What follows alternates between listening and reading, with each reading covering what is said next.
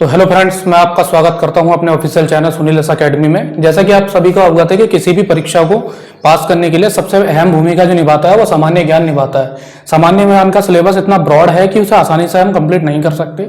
तो मैं एक सीरीज चला रहा हूं आपके साथ में जिसमें आपको मिलेगा जो विगत वर्षों में पूछे गए प्रश्न है, उन्हीं प्रश्नों का संग्रह मैं इसमें लेता हूं और ये कहीं ना कहीं आपके किसी भी एग्जाम के लिए बहुत ही ज्यादा लाभदायक होगा। और रोज आपको एक नया क्वेश्चन मिलेगा, तो इसके लिए हमारे चैनल को फॉलो कर लीजिए और चैनल को सब्सक्राइब कर लीजिए, जिससे कि आपको रोज एक नए क्वेश्चन से रूबरू आप हों और आपके एग्जाम में इसकी सहायता मिले। तो आज का जो क्वेश्चन है हमारा वो क्या है कि वह अवधि जब हम लगभग 12,000 वर्ष पूर्व से लेकर लगभग 10,000 वर्ष पूर्व तक पर्यावरणीय परिवर्तन पाते हैं उसको क्या कहते हैं। देखिए, इसमें ये बेसिकली इतिहास का क्वेश्चन है।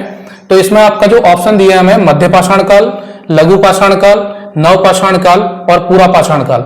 जो इसका सही उत्तर हो जाएगा दोस्तों आपका वो हो जाएगा, देखो 12,000 से लेकर के 10,000 जो वर्ष है उसका जो सही उत्तर होगा उसमें कौन सा टाइम पीरियड आता है आपका, वो आता है मध्य पाषाण काल।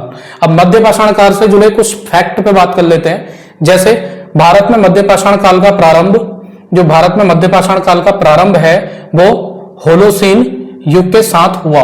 तो ये यहां से भी एक प्रश्न बन जाता है आपका कि मध्य पाषाण काल का युग कहां से प्रारंभ होता है, तो ये होता है आपका होलोसीन युग से।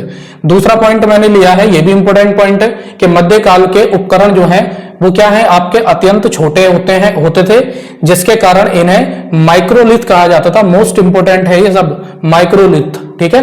जो छोटे उपकरण होते थे मध्य पाषाण काल के उनको नाम दिया गया जो कि माइक्रोलिथ के नाम से जाना जाता है। उसके बाद मैंने एक नोट लिया है जिसमें एक इंपोर्टेंट क्वेश्चन यहां से भी निकल करके आता है कि प्रागैतिहासिक काल का सही क्रम निम्नलिखित है। अगर आपको क्रम में लगाने के लिए आता है कि ये जो टाइम पीरियड है उसको क्रम में लगाओ, तो आप यहां से लगा सकते हैं। तो सबसे पहले आपका आता है पूरा पाषाण काल, उसके बाद आपका आता है मध्य पाषाण काल और उसके बाद आप पाते हैं नव पाषाण काल को। ये आउट ऑफ सीक्वेंस दे देगा और आपसे बोलेगा कि सीक्वेंस में लगाओ, तो इसका जो सही सीक्वेंस हो जाएगा वो आपका हो जाएगा पूरा पाषाण काल, मध्य पाषाण काल और नव पाषाण काल। अगर आई होप आपको कि ये क्वेश्चन समझ में आया होगा, और अगर आपको ये क्वेश्चन समझ में आया है तो वीडियो को लाइक कीजिए, शेयर कीजिए, कमेंट कीजिए और चैनल को सब्सक्राइब करना ना भूलें। मिलते हैं नेक्स्ट क्वेश्चन के साथ।